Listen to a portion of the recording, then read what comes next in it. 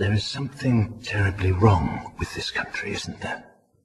Cruelty and injustice, intolerance and oppression, and where once you had the freedom to object, to think and speak as you saw fit, you now have censors and systems of surveillance coercing your conformity and soliciting your submission. I know you were afraid. Who wouldn't be? War, terror, disease.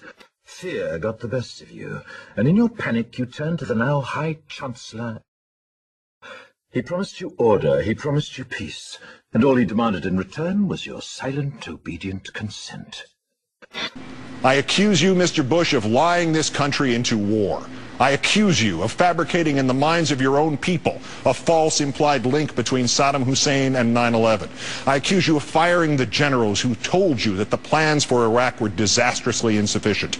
I accuse you of causing in Iraq the needless deaths of 3,586 of our brothers and sons and sisters and daughters and friends and neighbors.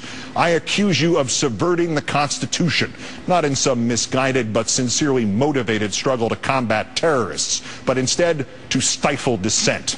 I accuse you of fomenting fear among your own people, of creating the very terror you claim to have fought. I accuse you of exploiting that unreasoning fear, the natural fear of your own people who just want to live their lives in peace, as a political tool to slander your critics and libel your opponents. I accuse you of handing part of this republic over to a vice president who is without conscience and letting him run roughshod over it. And I accuse you now, Mr. Bush, of giving, through that vice president, carte blanche to Mr. Libby to help defame Ambassador Joseph Wilson by any means necessary, to lie to grand juries and special counsel and before a court in order to protect the mechanisms and the particulars of that defamation with your guarantee that Libby would never see prison, and in so doing, as Ambassador Wilson himself phrased it here last night, of you becoming an accessory to the obstruction of justice. How did this happen? Who's to blame? Well, certainly there are those who are more responsible than others, and they will be held accountable. But again, truth be told, if you're looking for the guilty, you need only look into a mirror. True patriot is motivated by a sense of responsibility and out of self-interest for himself, his family, and the future of his country to resist government abuse of power. He rejects the notion that patriotism means obedience to the state. Out of fear of being labeled unpatriotic, most citizens become compliant and accept the argument that some loss of liberty is required to fight the war in order to remain safe. This is a bad trade-off in my estimation, especially when done in the name of patriotism. Loyalty to the state and to autocratic leaders is substituted for true patriotism. That is, a willingness to challenge the state and defend the country, the people, and the culture. The accelerated attacks on liberty started quickly after 9/11.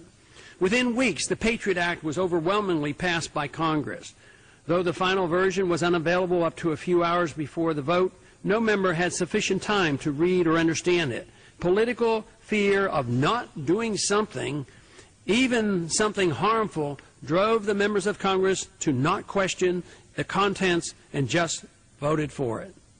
Now, martial law can be declared not just for insurrection, but also for natural disasters, public health reasons, terrorist attacks or incidents, or for the vague reason called other conditions. Patriotism is more closely linked to dissent than it is to conformity and a blind desire for safety and security. Understanding the magnificent rewards of a free society makes us unbashful in its promotion, fully realizing that maximum wealth is created and the greatest chance for peace comes from a society respectful of individual liberty. His hope was to remind the world that fairness, justice, and freedom are more than words. They are perspectives. Words will always retain their power. Words offer the means to meaning, and for those who will listen, the enunciation of truth. And the truth is... We meddle. River? People don't like to be meddled with. We tell them what to do, what to think. Don't run, don't walk. We're in their homes and in their heads, and we haven't the right. Can I say something? And the problem is that he kind of put the cart before the horse, because he didn't think that he could sell us on him. He tried to sell us on his ideas. But people don't follow ideas. They follow the man who has the ideas. And the thing is, I want my child to grow up in a better world than the one I got stuck with. And I have to ask myself, who is going to do that for me? You? I'd rather follow the man who has the power and doesn't use it. Has the ideas, who thinks that they're better than he is, than the man who likes power too much and will do anything to get it. The man who thinks that he is bigger than the ideas. We've come all this way. Are we going to create a new world right now or not? Stand up.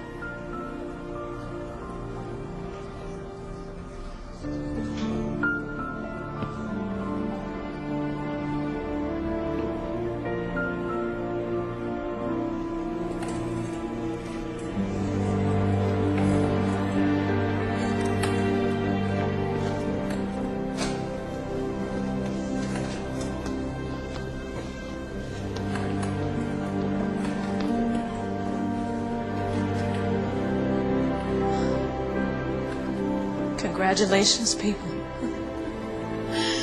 You just became the government. If you see what I see, if you feel as I feel, and if you would seek as I seek, together we shall give them November that shall never, ever be forgotten.